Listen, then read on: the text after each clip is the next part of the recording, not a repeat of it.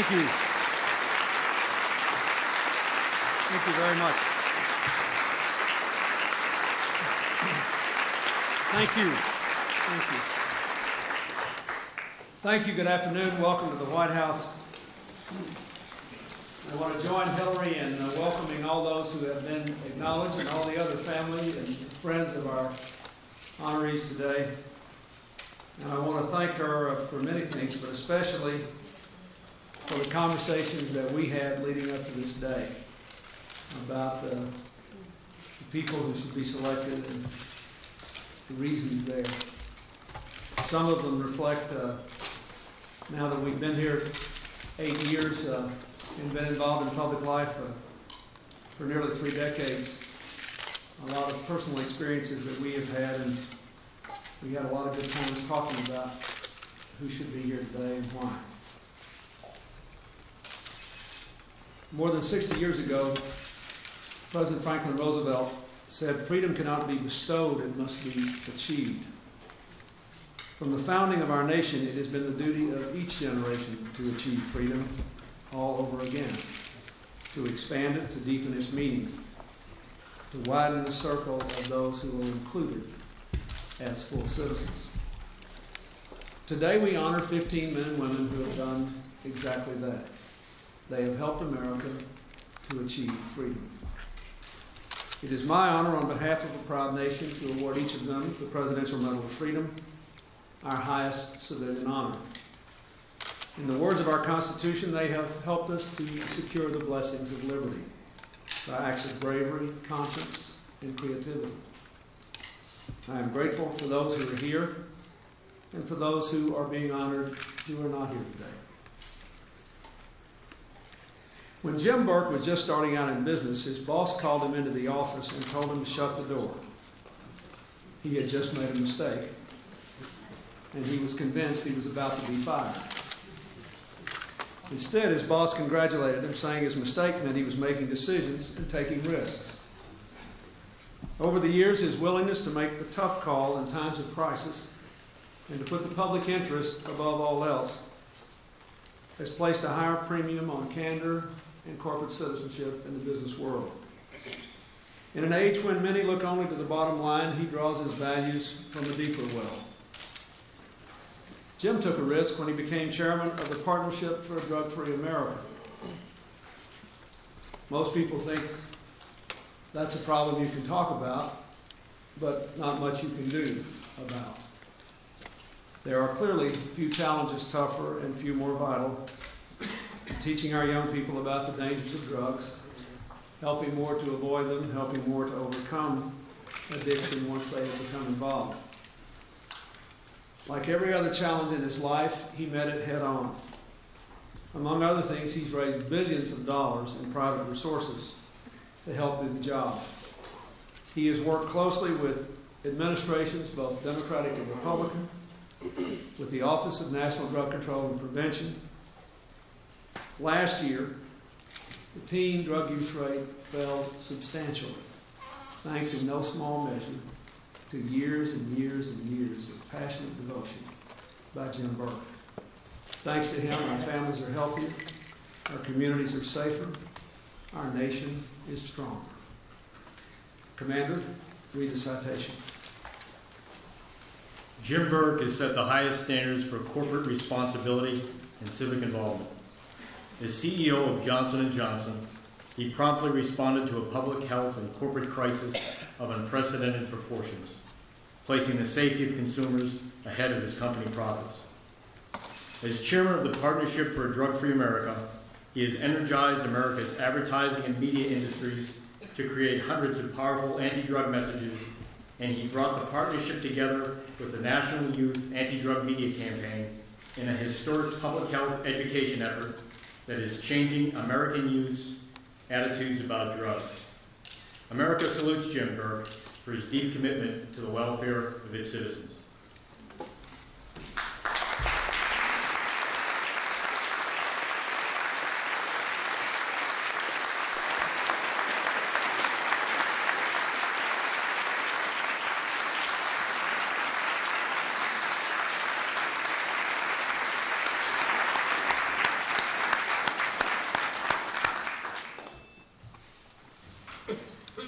In the fall of 1951, in the mountains of North Korea, a young Marine made himself a promise.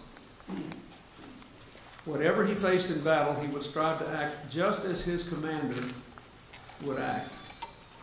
His commander's name, John Chafee.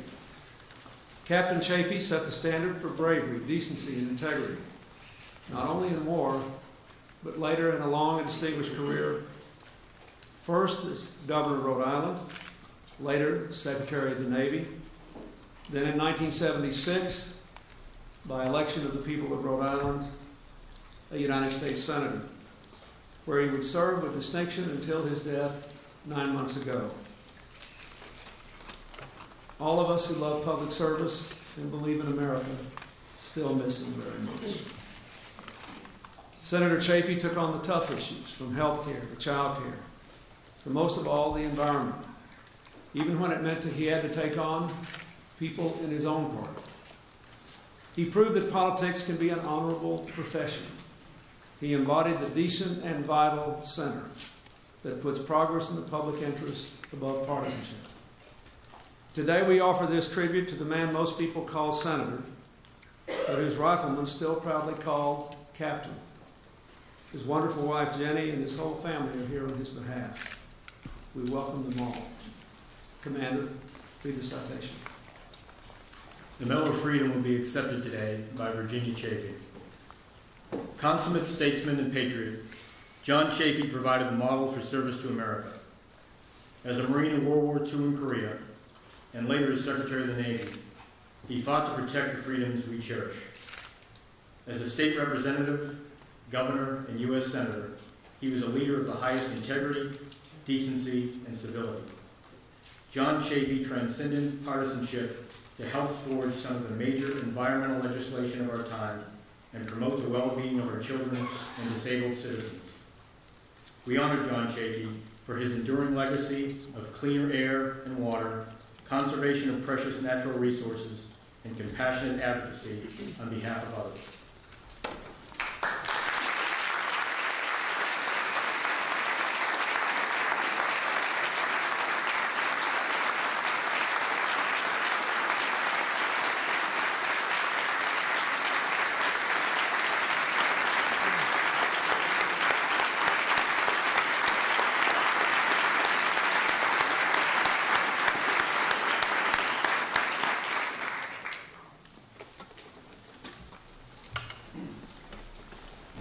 In March of 1999, as Slobodan Milosevic unleashed his army and police on the people of Kosovo,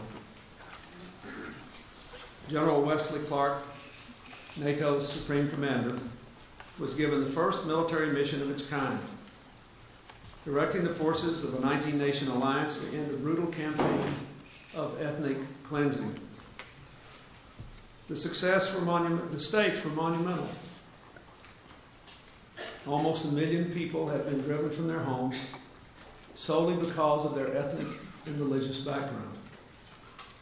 Success would save lives, strengthen NATO, advance the cause of freedom, democracy, and unity in Europe. Failure would leave much of the continent awash in a sea of refugees and end the 20th century on a note of helpless indignation in the face of evil. Wes Clark well understood the perils of the Balkans, for he had already played a vital role in ending the war in Bosnia and beginning the long process of building a stable multi-ethnic democracy in that country. He summoned every ounce of his experience and expertise as a strategist, a soldier, and a statesman to wage our campaign in Kosovo. He prevailed miraculously without the loss of a single combat casualty. At the apex of a long and distinguished military career, it goes back to his outstanding performance as a cadet at West Point over 30 years ago. He was assigned a challenge many experts thought was mission impossible. Instead, thanks to General Clark, we now can declare it mission accomplished. Commander, read the citation. Respected for his military expertise, keen intellect, and diplomatic skill, General Wesley Clark has distinguished himself as a soldier, scholar, and statesman.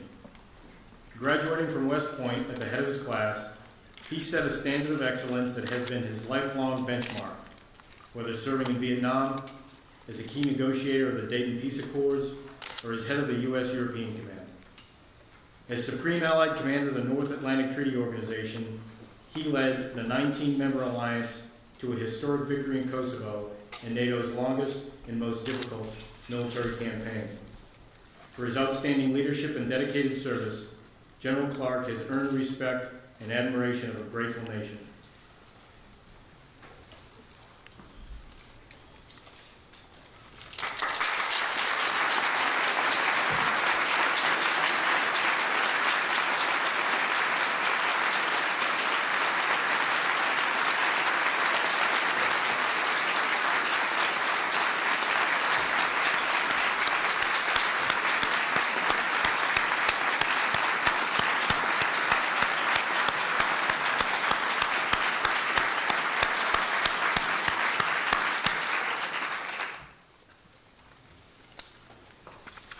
As a young officer, Bill Crowe seemed to seize every opportunity for a non-traditional Navy career. He took a leave to earn a master's in education. He passed up an invitation to join the nuclear submarine program so he could earn a PhD in politics at Princeton. A few years later, when Dr. Crowe found himself named Rear Admiral Crowe, he was quite surprised. Only later did he learn that Admiral Zumwalt that year had ordered all naval promotion boards to consider, and I quote, iconoclasts. Bill Crowe has always been an innovative and independent thinker. He was the first chairman of the Joint Chiefs with a mandate to promote greater cooperation among the armed forces, along with the power to reshape their respective roles and missions. He used that power to build the military more agile and efficient for the global age. From that chairmanship to his ambassadorship at the Court of St. James in our administration, Bill Crowe has been the right leader for changing times. Even more, he has himself helped to change the times, to enhance our strength, advance the peace, and quicken the march of freedom. He is an iconoclast, but an immensely patriotic one. Commander, read the citation. A powerful force for peace and freedom, Admiral William J. Crowe, Jr. has stood watch over our country for more than 50 years, helping to preserve the liberty we hold dear. As chairman of the Joint Chiefs of Staff, he worked vigorously to increase cooperation among the armed services, improving the speed, flexibility, and efficiency of U.S. defense capabilities. After retiring from a brilliant Navy career, he served with distinction as ambassador to the United Kingdom and has strived to reduce the vulnerability of American embassies to terrorist attacks. Sailor, scholar, diplomat, and patriot, Admiral William Crowe has dedicated his life to charting a strong course for America.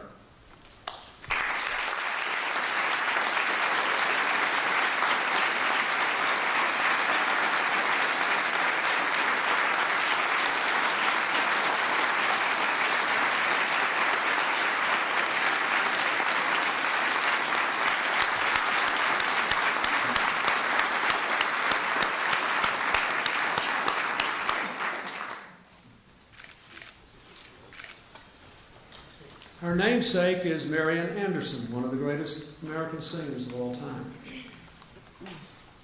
The power and range of this Marian's voice is even greater.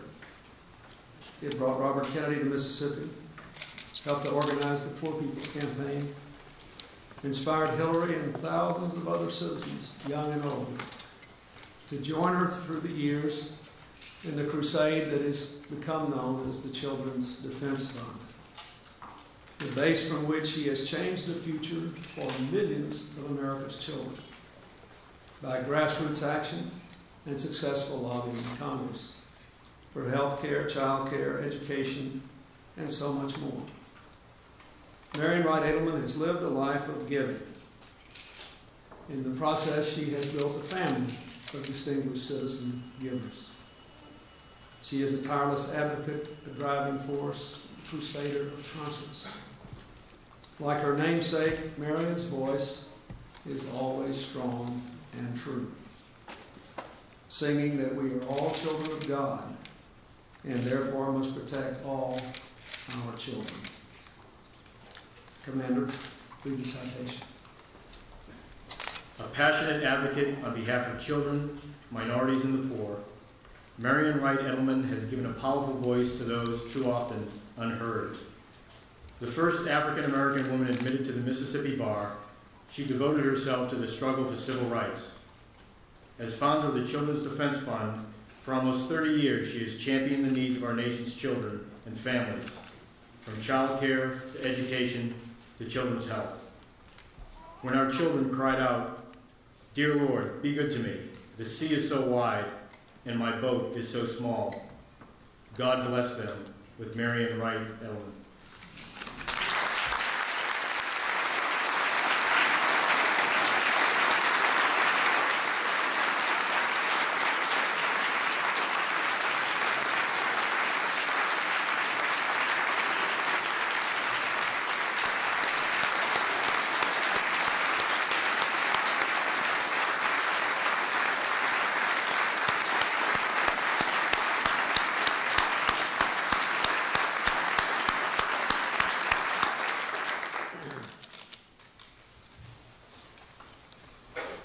The first thing you notice about John Kenneth Galbraith is neither his wit nor his intellect.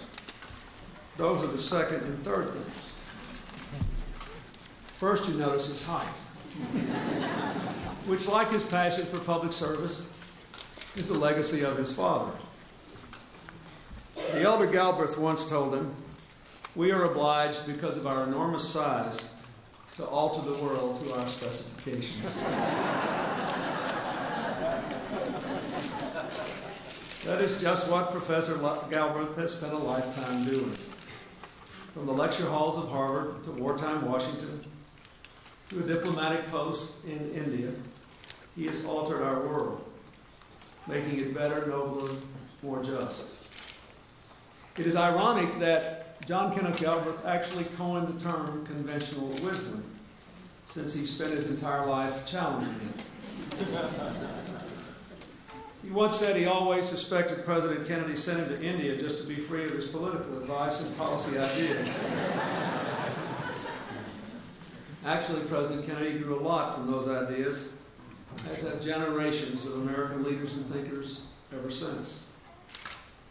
Professor Galbraith writes with such eloquence and clarity that his ideas are accessible to all of us, helping us not just to understand the economy, but also to remember that its providence of more.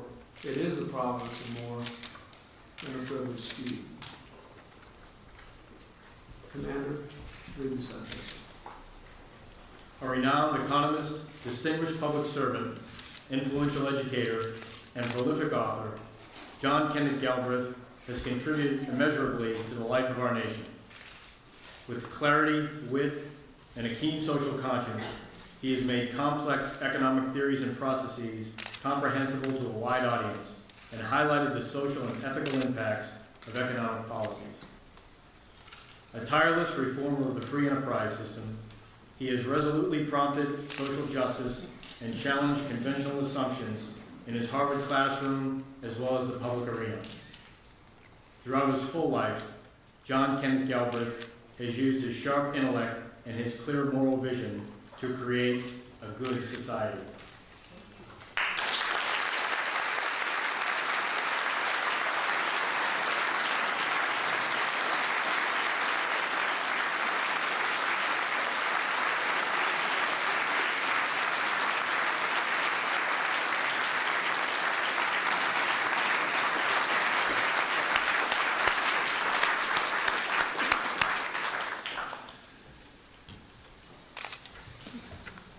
Monsignor George Higgins believes in the dignity of work, and he's not shy about fighting for it.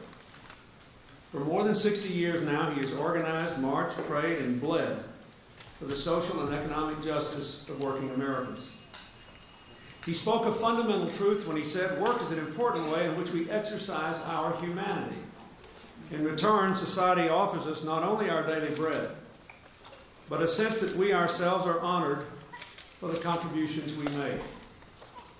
Today we honor Monsignor Higgins for his work, for defending the right of working Americans to organize in factories, foundries, and fields, and to better their own lives through collective action. His faith and his courage have strengthened not only our nation's labor unions, but our American Union. Commander, read the citation. For more than half a century, Monsignor George Higgins has championed workers' rights, civil rights, and religious tolerance. As Director of the Social Action Department of the National Conference of Catholic Bishops, Chairman of the Public Review Board of the United Auto Workers, and Chairman of the United Farm Workers Martin Luther King Jr. Fund, he has played a vital role in strengthening the labor movement and protecting workers from exploitation. Putting his faith into action, Monsignor Higgins has worked unceasingly to provide the relationship between Jewish and Catholic communities, as well as the quality of life for working families worldwide. We honor him for his unwavering commitment to fairness and equality.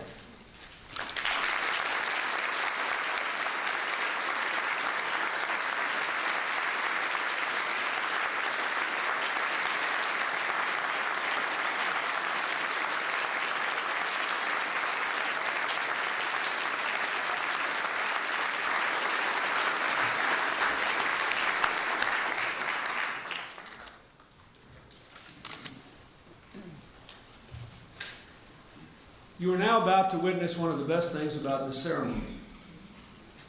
For a change, I don't have to follow Jesse Jackson.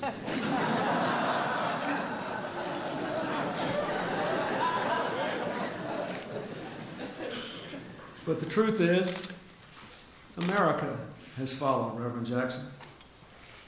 As he marched with Dr. King, walked the picket's line, ran for our nation's highest office, instilling hope and inspiring millions, beginning with his own remarkable family. From the streets of Watts to the hollows of Appalachia, as my special envoy to Africa and the leader of Rainbow Push, he has walked the walk of freedom. When I think of Rainbow Push, I think of two things. Rainbow means we've all got a place at the table. Push is what Jesse does when he thinks I'm not doing right. He has used his legendary prowess at persuading people to do things they are otherwise disinclined to do, to free innocents imprisoned around the world, including American servicemen from the Middle East to the Balkans. With his Wall Street project, he is forging the next frontier of freedom, economic freedom, reminding us that when we limit opportunities for some Americans, we limit possibilities for all Americans. His work for years has been an inspiration to the New Markets Initiative that I have undertaken, along with the Republican and Democratic leaders of the House and Senate. And when it becomes law, it will be in no small measure the result of the powerful example that he has set year after year. Dr. King said, human progress never rolls on the wheels of inevitability. It comes through the tireless efforts of those willing to be co-workers with God. The cause of justice has no greater co-worker than Jesse Jackson.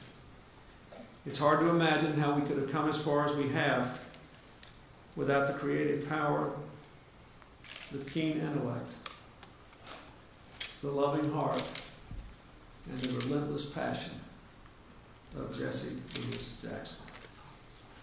And God isn't done with him yet. Commander, read the citation. Jesse Jackson has long been a powerful voice in the struggle for civil rights, economic opportunity, and social justice across America and around the globe. Minister and stirring orator, he has preached a gospel of hope, unity, and responsibility, and has helped establish common ground across lines of race, class, gender, nationality, and faith. As founder and president of the Rainbow Push Coalition, and the Wall Street Project, he has worked hard to expand opportunity through education and employment. A tireless advocate for peace, international understanding, and human dignity, Jesse Jackson has kept alive the promise of a better world for people everywhere.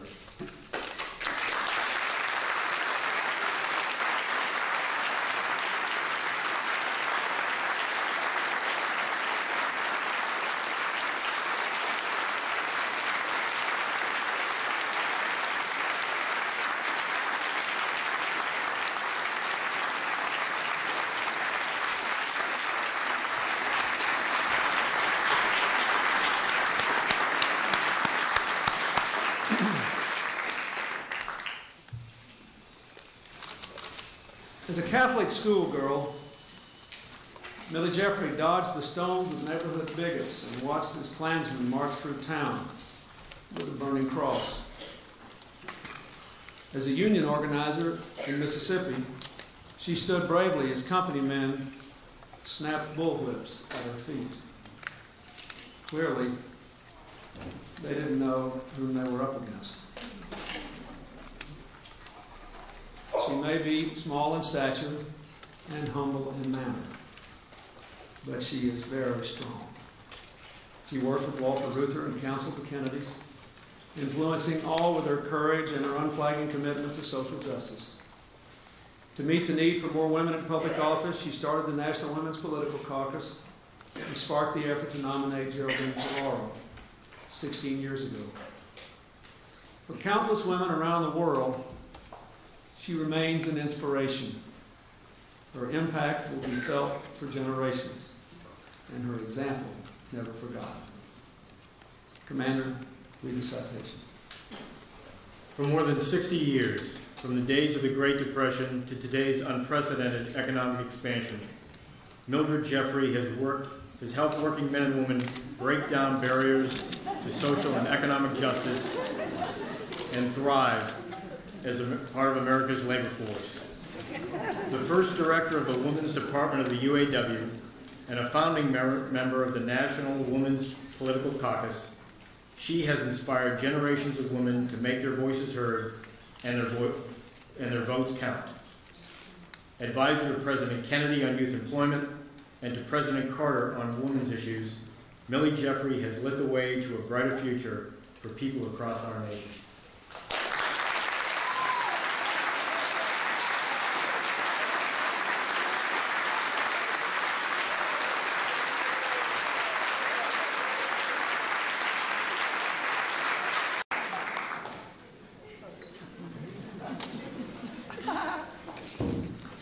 Nearly 20 years ago, very few researchers even knew what AIDS was.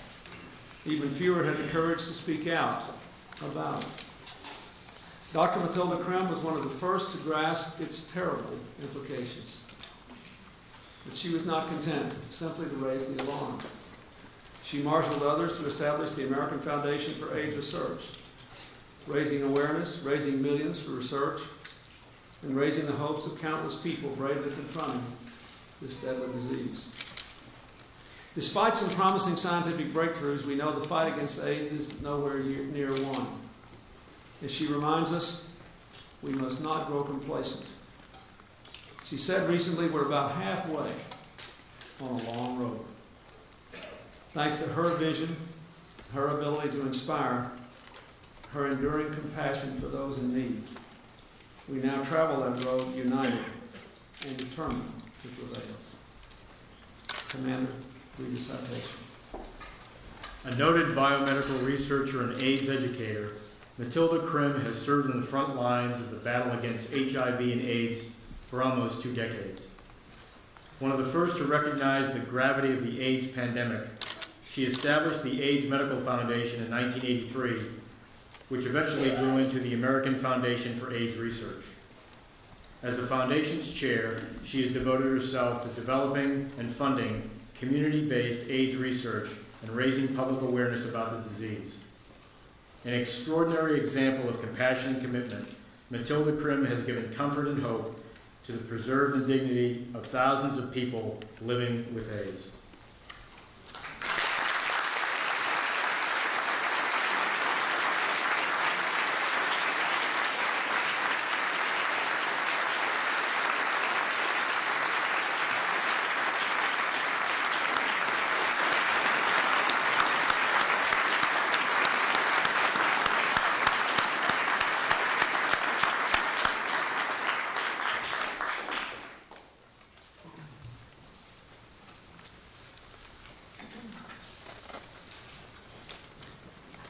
His roots lie deep in the South Dakota soil, in small-town farms and the faith of his father, a Methodist pastor. After more than half-century in public life, George McGovern still draws on those teachings and traditions, and he still imparts them to the rest of us by the power of his example, the courage of his convictions, and his proud legacy of public service. Long before he became a congressman or senator or a United States ambassador, he became a hero. His brave exploits in the skies above Europe earned him the Distinguished Flying Cross, and more important to him, the gratitude of the men he brought safely to ground. Returning home, he taught history and then set out to make a little history himself. First winning a seat in Congress, then a few years later creating the Food for Peace program, one of the great achievements of the Kennedy era. At the time he ran for president in 1972, Senator McGovern was not only a hero in war, but a stalwart voice for peace in Vietnam. Hillary and I and several others in this room, including your National Security Advisor, Mr. Burke, Eli Siegel, who started AmeriCorps and our Welfare to Work partnership, were honored to embrace his conviction that we could move our country forward. For decades, his conviction never wavered, nor has his early commitment to bringing food to the hungry. Today, he serves as our ambassador to the UN Food and Agriculture Organization, and he has pledged to feed 500 million of the world's ill-fed. Senator McGovern and Senator Dole have come together to persuade me, along with Congressman McGovern and Senator McGovern's Senator Tom Daschle, that the United States should lead the world to get one nutritious meal to every child in every poor country in the world. And I just announced a couple of days ago our first $300 million contribution to that goal.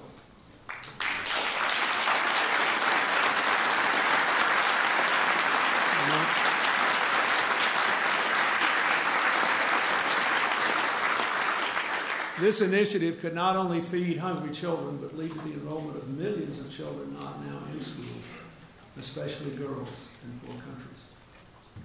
So George McGovern's work continues. Commander, read the citation.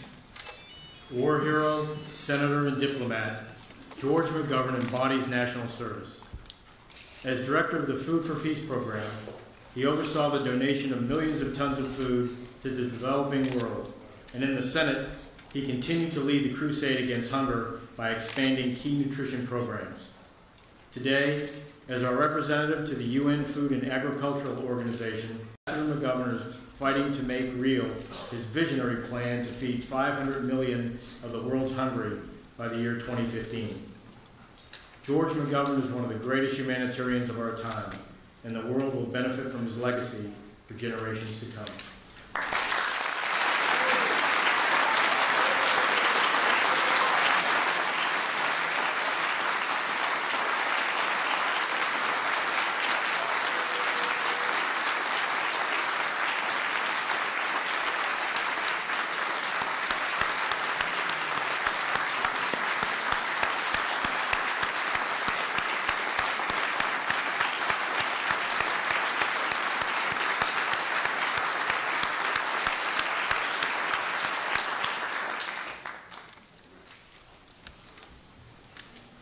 On the wall of his Senate office are two framed magazine covers.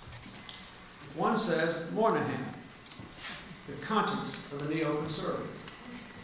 The other says, Moynihan, neoliberal.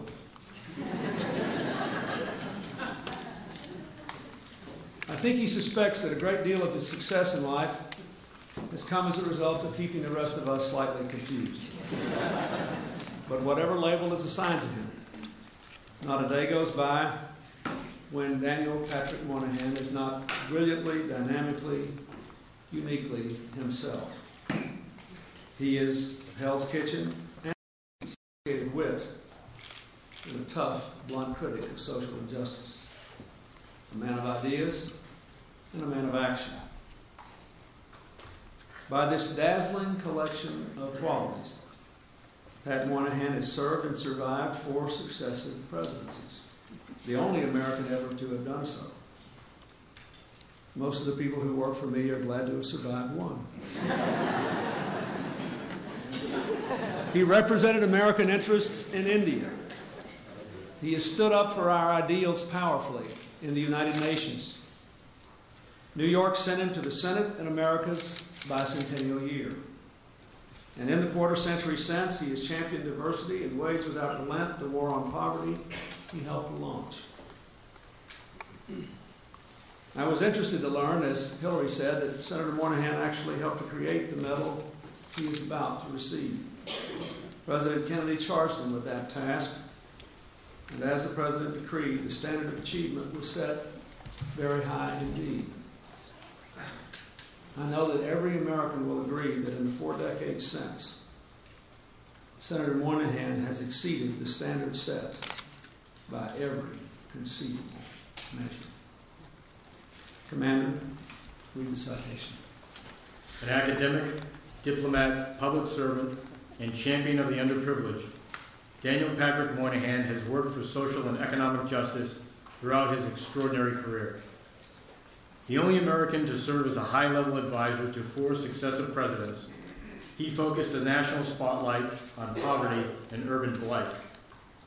As U.S. Ambassador to India and the United Nations, he steadfastly defended democracy, freedom, and America's interests. During his 4 Senate terms, he has demonstrated unparalleled vision in crafting laws that have improved the lives of millions. Daniel Patrick Moynihan's wisdom, wit, and compassion have brightened our nation's public life, and we salute him for his distinguished service.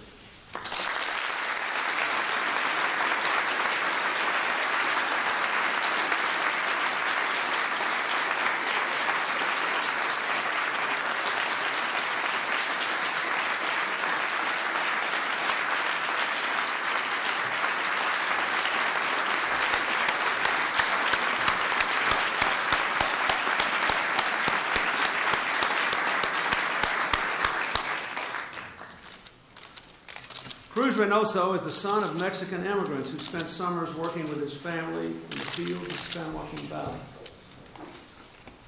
As a child, he loved reading so much his elementary school classmates called him El Profe, the professor. Later, some told him to put aside his dreams of college, saying bluntly, they will never let you in. But with faith in himself and the values of our country, Cruz Reynoso went on to college and to law school, but never forgot his roots. He worked for the Equal Employment Opportunity Commission and led the pioneering California Rural Legal Assistance Program. In 1976, he was appointed Associate Justice of the California Court of Appeals and rose to become the first Latino to serve on the state's highest court. Today, he continues to labor in the fields of justice, serving as Vice Chair of the U.S. Civil Rights Commission, opening new doors for Latino lawyers, and teaching a new generation of students the world of law. Not long ago, the person his classmates once called El Profe was voted by his own students Professor of the Year. Commander, read the citation. The son of farm workers, Cruz Reynoso has devoted his life to ending discrimination, fighting for immigrant rights, and promoting equal opportunity. Through his efforts to address social inequality in his rural community, his leadership of the pioneering California Rural Legal Assistance Program, his tenure as the first Latino on the California Supreme Court, and his service on the U.S. Commission on Civil Rights, he has been a strong force for change and a passionate voice for our nation's disadvantaged. Respected for his legal expertise and renowned for his compassion, Cruz Reynoso has earned his place as one of America's most distinguished lawyers, jurists, and social reformers.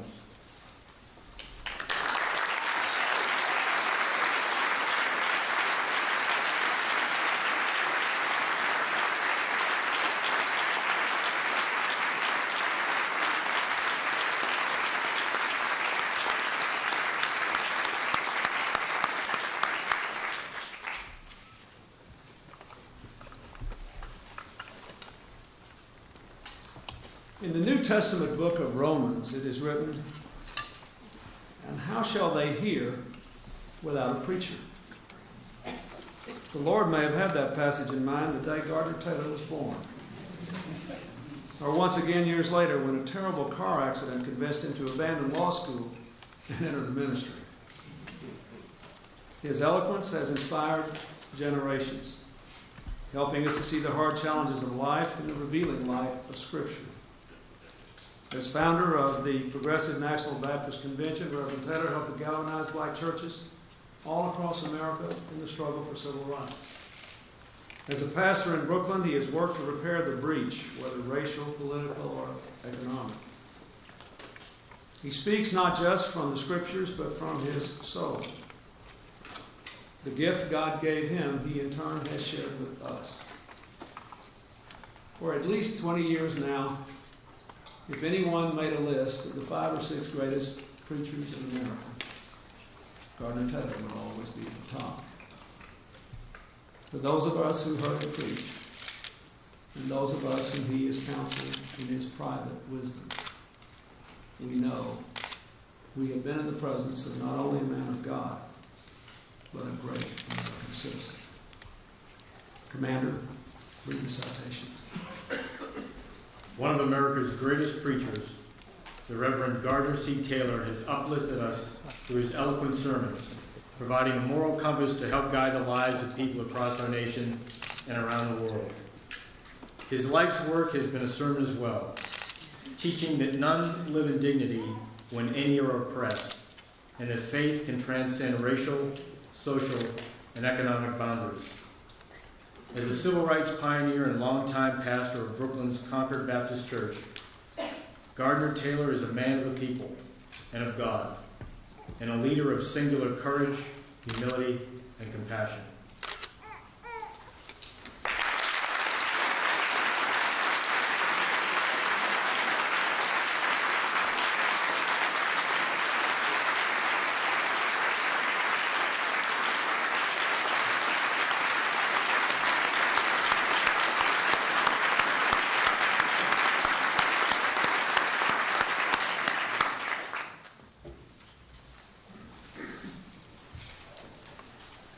When millions were murdered, why was I allowed to live?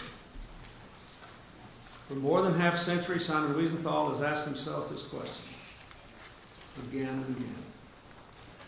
To those who know his story, one of miraculous survival, and of relentless pursuit of justice, the answer is apparent. From the unimaginable horrors of the Holocaust, only a few voices survived. To bear witness, to hold the guilty accountable, to honor the memory of those who were killed. Only if we heed these brave voices can we build a bulwark of humanity against the hatred and indifference that is still all too prevalent in this world of ours. I'm struck by another question Mr. Wiesenthal once posed. How does one explain to a young person what freedom means when he has been born to freedom? Answering this question is our common moral responsibility and our enduring challenge. Mr. Wiesenthal is 91 years old now, and he had a little fall last week and regrettably couldn't be here with us today.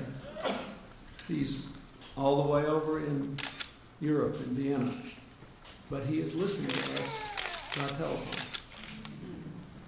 Rabbi Marvin Heyer will receive the award on his behalf. We thank him for a lifetime of service and example and reminder, and for the astonishing work of the Wiesenthal Center. And after the citation has been read, I want you to have a little extra oomph in your applause so he'll be able to hear it all the way over in Europe. Commander, read the citation. A survivor of World War II concentration camps, Simon Wiesenthal has been at the forefront of Holocaust remembrance for more than 50 years, devoting his life to bringing perpetrators of Nazi atrocities to justice.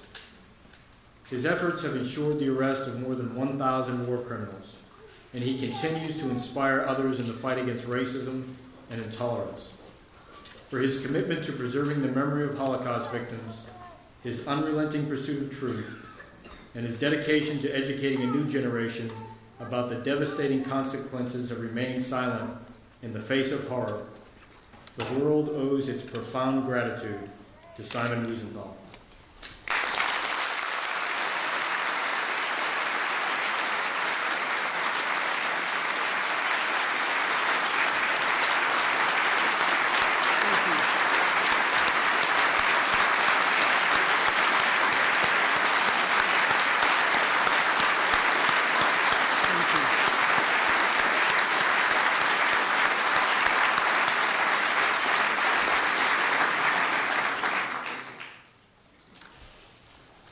You know, today's honorees come from an astonishing array of backgrounds.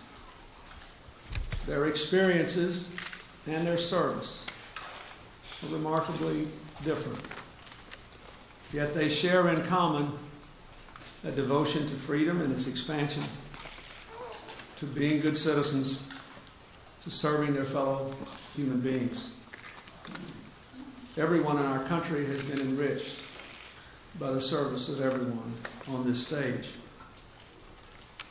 President Johnson said when he first presented this award that no words could add to the distinction of the men and women being honored today. Rather, their names add distinction to this award. Even more, I believe, that is true today. They have added distinction, richness, depth, and freedom to American life. For that, the rest of us are proud, ennobled, and grateful. Hillary and I again want to thank you all for coming. We ask you to join us now in the state dining room for a reception. But first, I ask you to express your support and gratitude once more for this remarkable group of citizens.